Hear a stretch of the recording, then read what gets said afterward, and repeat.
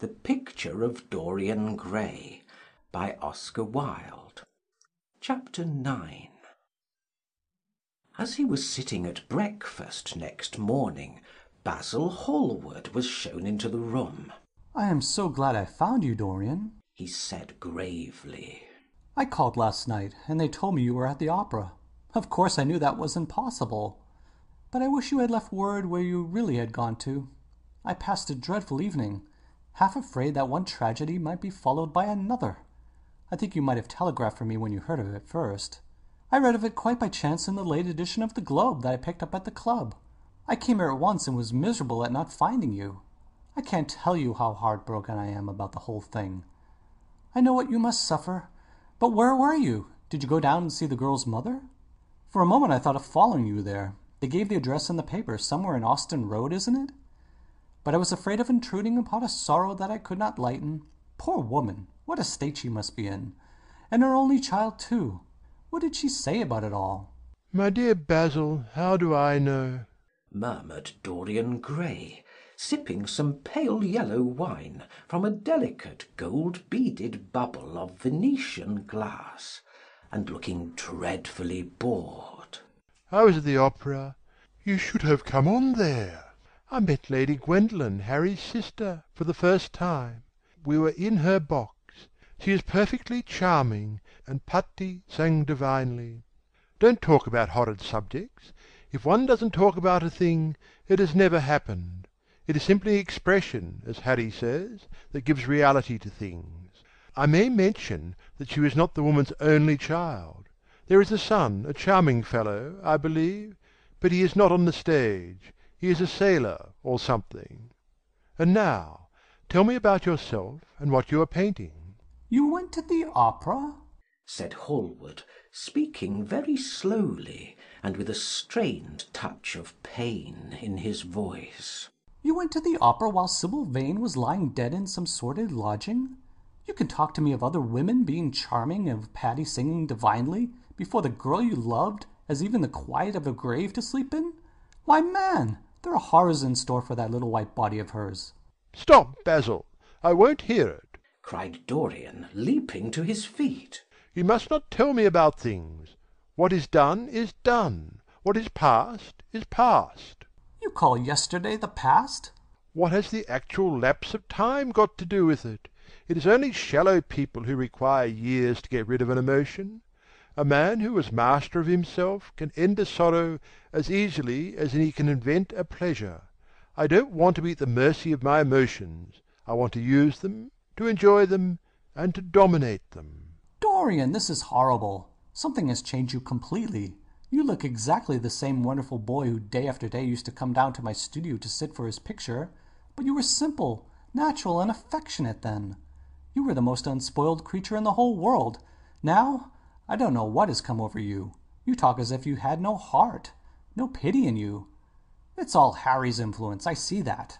The lad flushed up, and going to the window, looked out for a few moments on the green, flickering, sun-lashed garden. "I owe a great deal to Harry, Basil," he said at last. "more than I owe to you. You only taught me to be vain." "Well, I am punished for that, Dorian, or shall be some day." "I don't know what you mean, Basil," he exclaimed, turning round. "I don't know what you want. What do you want?" "I want the Dorian Gray I used to paint," said the artist sadly. "Basil," said the lad, going over to him and putting his hand on his shoulder. "you have come too late. Yesterday, when I heard that Sybil Vane had killed herself—" "Killed herself? Good heavens, is there no doubt about that?" cried Hallward, looking up at him with an expression of horror. "My dear Basil, surely you don't think it was a vulgar accident? Of course she killed herself." The elder man buried his face in his hands. "How fearful!" he muttered, and a shudder ran through him. "No," said Dorian Gray. "there is nothing fearful about it. It is one of the great romantic tragedies of the age. As a rule, people who act lead the most commonplace lives. They are good husbands, or faithful wives, or something tedious. You know what I mean, middle-class virtue and all that kind of thing. How different Sybil was! She lived her finest tragedy. She was always a heroine. The last night she played, the night you saw her, she acted badly because she had known the reality of love. When she knew its unreality she died, as Juliet might have died. She passed again into the sphere of art. There is something of the martyr about her. Her death has all the pathetic uselessness of martyrdom, all its wasted beauty. But, as I was saying, you must not think that I have not suffered. If you had come in yesterday at a particular moment, about 5:30 perhaps, or 5:45, you would have found me in tears. Even Harry, who was here, who brought me the news in fact, had no idea what I was going through. I suffered immensely. Then it passed away. I cannot repeat an emotion. No one can, except sentimentalists. And you are awfully unjust, Basil. You come down here to console me. That is charming of you. You find me consoled, and you are furious. How like a sympathetic person. You remind me of a story Harry told me about a certain philanthropist who spent 20 years of his life trying to get some grievance redressed or some unjust law altered. I forget exactly what it was. Finally he succeeded, and nothing could exceed his disappointment. He had absolutely nothing to do, almost died of ennui, and became a confirmed misanthrope. And besides, my dear old Basil, if you really want to console me, teach me rather to forget what has happened, or to see it from a proper artistic point of view. Was it not Gautier who used to write about la consolation des arts? I remember picking up a little vellum-covered book in your studio one day, and chancing on that delightful phrase. Well, I am not like that young man you told me of when we were down at Marlow together, the young man who used to say that yellow satin could console one for all the miseries of life. I love beautiful things that one can touch and handle, old brocades, green bronzes, lacquer work, carved ivories, exquisite surroundings, luxury, pomp. There is so much to be got from all these. But the artistic temperament that they create, or at any rate reveal, is still more to me. To become the spectator of one's life, as Harry says, is to escape the suffering of life. I know you are surprised at my talking to you like this. You have not realized how I have developed. I was a schoolboy when you knew me. I am a man now. I have new passions, new thoughts, new ideas. I am different, but you must not like me less. I am changed, but you must always be my friend. Of course, I am very fond of Harry, but I know that you are better than he is. You are not stronger, you are too much afraid of life, but you are better. And how happy we used to be together! Don't leave me, Basil, and don't quarrel with me. I am what I am. There is nothing more to be said. The painter felt strangely moved. The lad was infinitely dear to him, and his personality had been the great turning point in his art. He could not bear the idea of reproaching him any more. After all, his indifference was probably merely a mood that would pass away. There was so much in him that was good, so much in him that was noble. "Well, Dorian," he said at length, with a sad smile, "I won't speak to you again about this horrible thing after today. I only trust your name won't be mentioned in connection with it. The inquest is to take place this afternoon. Have they summoned you?" Dorian shook his head, and a look of annoyance passed over his face at the mention of the word inquest. There was something so crude and vulgar about everything of the kind. They don't know my name, he answered. "But surely she did." Only my Christian name, and that I am quite sure she never mentioned to anyone. She told me once that they were all rather curious to learn who I was, and that she invariably told them my name was Prince Charming. It was pretty of her. You must do me a drawing of Sybil, Basil. I should like to have something more of her than the memory of a few kisses and some broken pathetic words. I will try and do something, Dorian, if it would please you, but you must come and sit to me yourself again. I can't get on without you." I can never sit to you again, Basil. It is impossible. he exclaimed, starting back. The painter stared at him. "My dear boy, what nonsense!" He cried. "Do you mean to say you don't like what I did of you? Where is it? Why have you pulled the screen in front of it? Let me look at it. It is the best thing I've ever done. Do take the screen away, Dorian. It is simply disgraceful of your servants hiding my work like that. I felt the room looked different as I came in." My servant has nothing to do with it, Basil. You don't imagine I let him arrange my room for me? He settles my flowers for me sometimes. That is all. No, I did it myself. The light was too strong on the portrait. "Too strong? Surely not, my dear fellow. It is an admirable place for it. Let me see it." And Hallward walked towards the corner of the room. A cry of terror broke from Dorian Gray's lips, and he rushed between the painter and the screen. Basil, he said, looking very pale. You must not look at it. I don't wish you to. "Not look at my own work? You are not serious.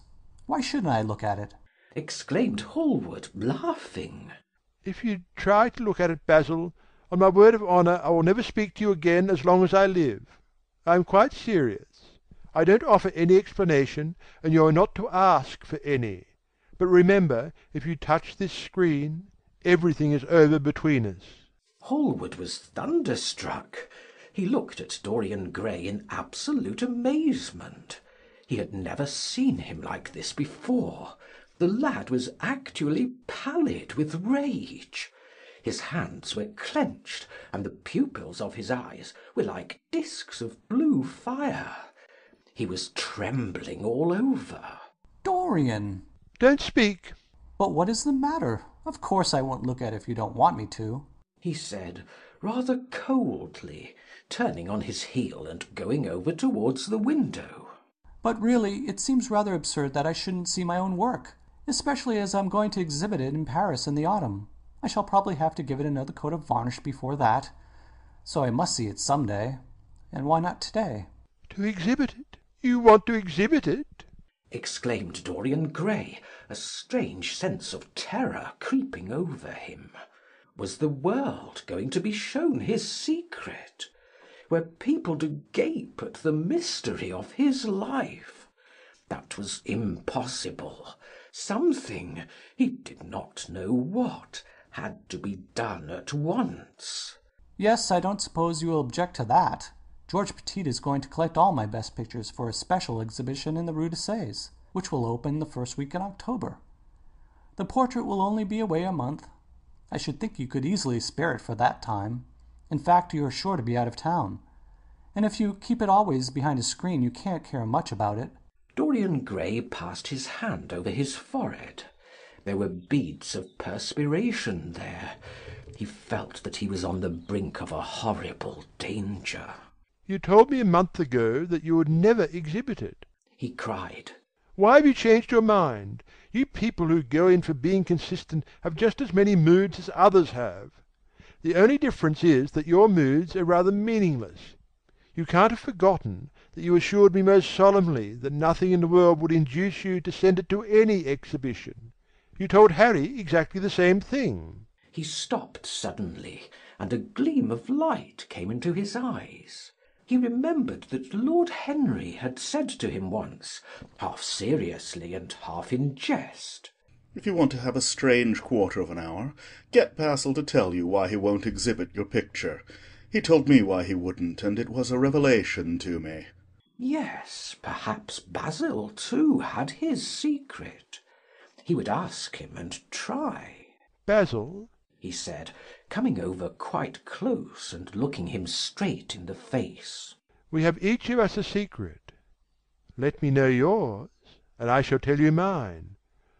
What was your reason for refusing to exhibit my picture? The painter shuddered in spite of himself. "Dorian, if I told you, you might like me less than you do, and you would certainly laugh at me. I could not bear your doing either of those two things. If you wish me never to look at your picture again, I am content. I have always you to look at. If you wish the best work I have ever done to be hidden from the world, I am satisfied. Your friendship is dearer to me than any fame or reputation." No, Basil, you must tell me. insisted Dorian Gray. I think I have a right to know. His feeling of terror had passed away, and curiosity had taken its place. He was determined to find out Basil Hallward's mystery. "Let us sit down, Dorian," said the painter, looking troubled. "Let us sit down and just answer me one question. Have you noticed in the picture something curious? Something that probably at first did not strike you, but that revealed itself to you suddenly?" Basil! cried the lad, clutching the arms of his chair with trembling hands, and gazing at him with wild, startled eyes. "I see you did. Don't speak. Wait till you hear what I have to say.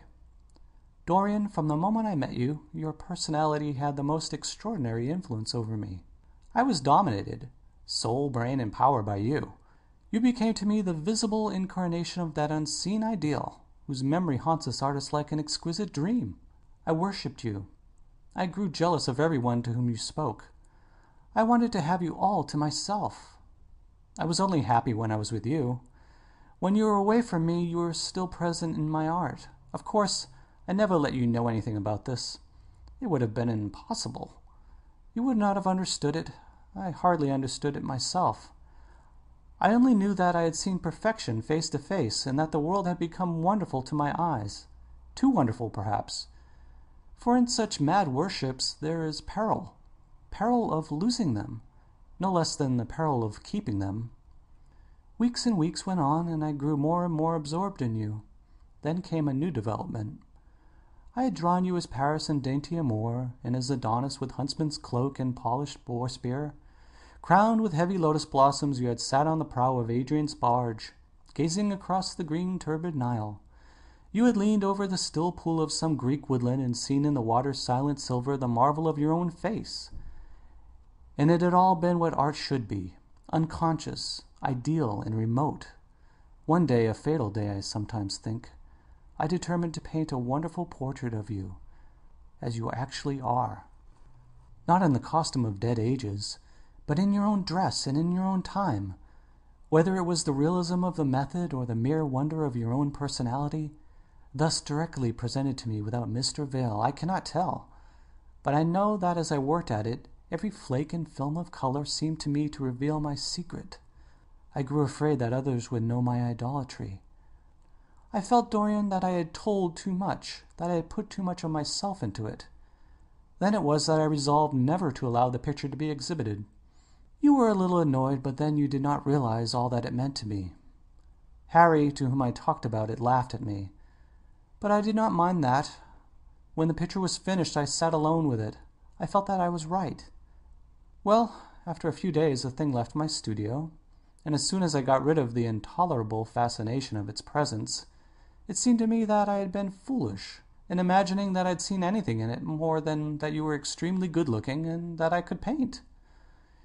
Even now I cannot help feeling that it was a mistake to think that the passion one feels in creation is ever really shown in the work one creates. Art is always more abstract than we fancy. Form and color tell us of form and color. That is all. It often seems to me that art conceals the artist far more completely than it ever reveals him. And so when I got this offer from Paris, I determined to make your portrait the principal thing in my exhibition. It never occurred to me that you would refuse. I see now that you were right. The picture cannot be shown. You must not be angry with me, Dorian, for what I have told you. As I said to Harry once, you are made to be worshipped. Dorian Gray drew a long breath. The colour came back to his cheeks, and a smile played about his lips. The peril was over. He was safe for the time. Yet he could not help feeling infinite pity for the painter who had just made this strange confession to him, and wondered if he himself would ever be so dominated by the personality of a friend. Lord Henry had the charm of being very dangerous, but that was all. He was too clever and too cynical to be really fond of. Would there ever be someone who would fill him with a strange idolatry? Was that one of the things that life had in store? It is extraordinary to me, Dorian, said Hallward, that you should have seen this in the portrait. Did you really see it? I saw something in it, he answered. something that seemed to me very curious. Well, you don't mind me looking at the thing now. Dorian shook his head. You must not ask me that, Basil. I could not possibly let you stand in front of that picture. You will some day, surely. Never. Well, perhaps you are right. And now, goodbye, Dorian. You have been the one person in my life who has really influenced my art. Whatever I have done that is good, I owe to you. Ah, you don't know what it cost me to tell you all that I have told you. My dear Basil, said Dorian, what have you told me? Simply that you felt that you admired me too much. That is not even a compliment. It was not intended as a compliment. It was a confession. Now that I have made it, something seems to have gone out of me. Perhaps one should never put one's worship into words. It was a very disappointing confession. Why, what did you expect, Dorian? You didn't see anything else in the picture, did you? There was nothing else to see. No, there was nothing else to see. Why do you ask? But you mustn't talk about worship. It is foolish. You and I are friends, Basil, and we must always remain so. You have got Harry, said the painter sadly. Oh, Harry, cried the lad with a ripple of laughter. Harry spends his days in saying what is incredible and his evenings in doing what is improbable. Just the sort of life I would like to lead. But still I don't think I would go to Harry if I were in trouble. I would sooner go to you, Basil. You will sit to me again. Impossible. You spoil my life as an artist by refusing, Dorian. No man comes across two ideal things. Few come across one. I can't explain it to you, Basil, but I must never sit to you again. There is something fatal about a portrait. It has a life of its own. I will come and have tea with you. That will be just as pleasant. Pleasanter for you, I'm afraid, murmured Hallward regretfully. And now, goodbye. I am sorry you won't let me look at the picture once again, but that can't be helped. I quite understand what you feel about it. As he left the room, Dorian Gray smiled to himself. Poor Basil! How little he knew of the true reason! And how strange it was that instead of having been forced to reveal his own secret, he had succeeded, almost by chance, in wresting a secret from his friend. How much that strange confession explained to him! The painter's absurd fits of jealousy, his wild devotion, his extravagant panegyrics, his curious reticences. He understood them all now, and he felt sorry. There seemed to him to be something tragic in a friendship so coloured by romance. He sighed and touched the bell. The portrait must be hidden away at all costs. He could not run such a risk of discovery again. It had been mad of him to have allowed the thing to remain, even for an hour, in a room to which any of his friends had access. End of chapter 9.